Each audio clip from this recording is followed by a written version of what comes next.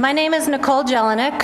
I sit on the steering committee of the Rhode Island Coalition for Reproductive Freedom, representing the National Council of Jewish Women and the Religious Coalition for Reproductive Freedom. I'm a lifelong Planned Parenthood supporter and have worked at Planned Parenthood health centers in Brookline, Massachusetts and Middletown, Connecticut. I'd like to take a moment to recognize some of our legislators here. Our lead sponsors of the Reproductive Health Care Act are Senator Gail Golden and Representative Edie Agello.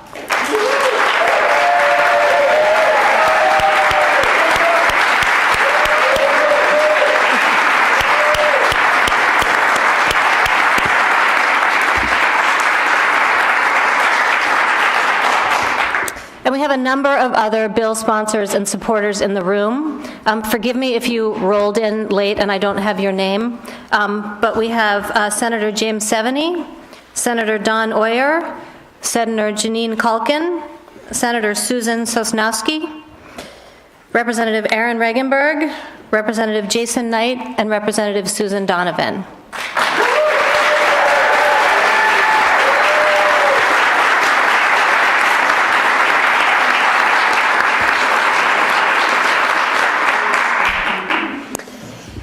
In this time of grave and growing threat to reproductive freedom at the federal level, Rhode Islanders are mobilizing like never before to defend and to expand reproductive rights. We've seen this movement in the thousands who joined the Women's March last January 21st and this January 20th. We've seen it in the hundreds who've come to the Statehouse to talk to legislators and testify in the last year.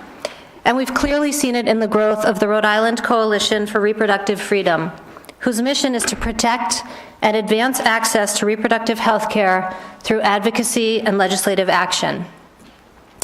We're a coalition of 18 organizations working together to share resources, build strategies, and coordinate efforts to connect reproductive freedom to social and economic justice. We are organizations that support legal, accessible, comprehensive reproductive rights for women. We believe it's a human right to make personal decisions about one's life and the obligation of government and society to ensure that the conditions are suitable for implementing one's decisions. There's no law in Rhode Island that protects the right to abortion, and we can't wait until it's too late to act. Since taking office, President Trump and his allies have consistently attacked reproductive rights and health care. President Trump has signed an order allowing employers to deny coverage of contraceptives to employees, to deny funding to organizations that provide health care in low-income countries unless they explicitly promise not to talk about abortion, and has appointed dozens of anti-women's health care judges across the country. Trump has already appointed, and his allies in Congress have confirmed, one opponent of Roe v. Wade to the United States Supreme Court. If he gets one more justice on the court, Roe is at real risk of being narrowed or overturned. The Rhode Island public clearly supports protecting this essential freedom. According to the most recent Pew Research from January 2017, Rhode Islanders support abortion rights by a 2-to-1 margin.